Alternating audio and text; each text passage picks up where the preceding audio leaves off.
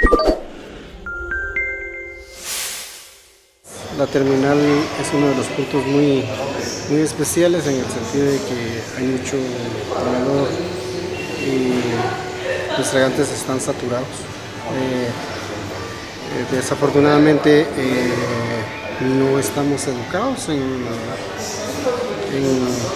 en ir a tirar los desechos ahí en los regantes. Los regantes es precisamente solamente para que evacúen el agua de lluvia. Desafortunadamente los inquilinos, yo quisiera pedirles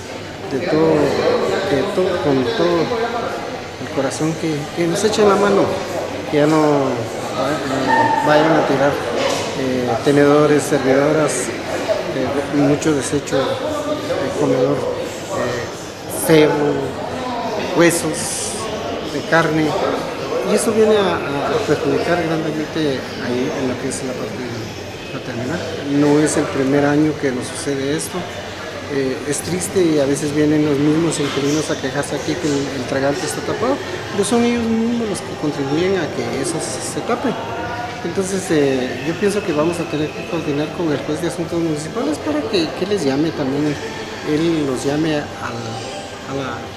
al orden, pues, para que pongan un poco de su parte.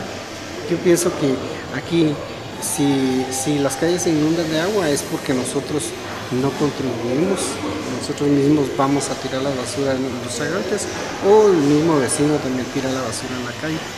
Da tristeza, sinceramente.